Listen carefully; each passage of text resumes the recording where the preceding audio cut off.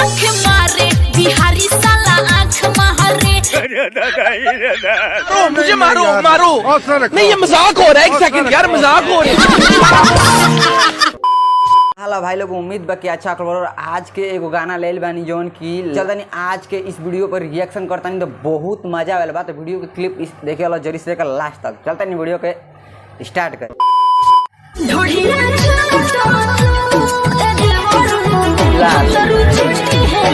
बढ़िया चाटा देवारू भट्टारू चटी है बूर। अरे सारा बात कुछ गलत सुन ली है का रे? तनी एक बेर और लगाऊ। हाँ, और भौजी हमार लड़वा चाटी ओकर मुंह मुती देबे करी बहिन चोदो। मतलब देखो तारा के कहतिया ढोड़िया तू चाटा भट्टारू ऊ चटी हन। त भौजी तनी इशारा क बतावत है कौन चीज के बात करतारू। अब देखा भौजी तू इशारा क के तब बता दे हलू, लेकिन तू अंगुरिया के बताव तब हम मानब। अंगुरियावत है हम लड़वा उ चाटी तोहार बहिन चोदो। अंगुरिया के नहीं बतावो थईन। अच्छा मतलब इनकरे हिसाब से ई मौका दे तारिन त इनकरे साथे बेड पर मत सूत। इनकर गणिया घुस जाए इनकर बहन चोदो के। मतलब देखो तारा की कहत या दे तारी मौका त आवो ना हो। अरे तोरी बहन चोदो गांड से लार सटा चले बाप के तना नजदीक आई। बात तोरी बहन चोदो। वाह मौका के फायदा उठावो ना हो। अच्छा तो भाई लोग अब हमके समझ में आइल हो ई भौजैया मौका हो और एकर जोगाड़वा फायदा हो और फायदा उठा के गचार गचार पेली दो। हम आई क्या भैया कूद के गाड़ी में पेला छटक के भाग जाएगा तोहार बहन चोदो। मतलब देखो तारा एक आधी रात के भोसड़ी वाला पानी में घुस के सटा सटा उगल करता और ऊपर से केंगो कहता आवो ना मन बड़ी करता हो। हम कहीं नहीं समझ में आवता अब के तना नजदीक जाई सरवा वो तनम तो पेली पेला हो सकेला।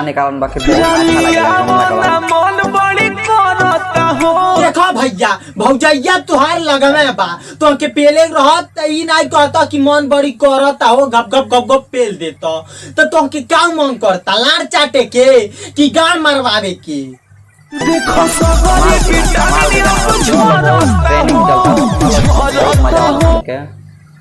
नहीं भैया अब की तो बिल्कुल नहीं जानो तारा भाई लोग जब इस सारवा के विटामिन खत्म होला तो भी हमार लार चाटे आवेला एकर विटामिन बढ़ जाला, लेकिन अब की लार नहीं सारे के चटाई।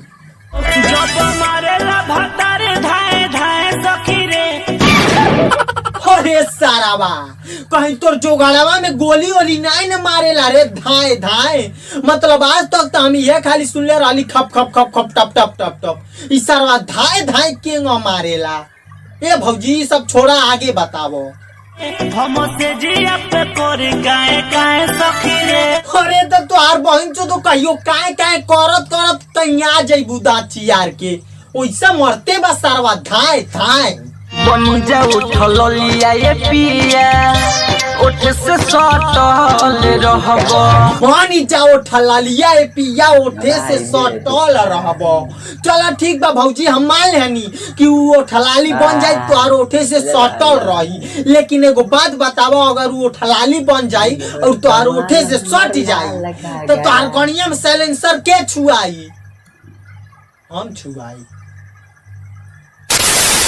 तो बस भाई लोग आज खातिर इतना ही उम्मीद करता नहीं वीडियो तो हम लोग के अच्छा लगल हुई। अगर अच्छा लगल हुई तो वीडियो के लाइक कर दिया और कमेंट जरूर कर बताइए वीडियो कैसा लागल और चैनल पर नया होइए तो चैनल के सब्सक्राइब कर लियो।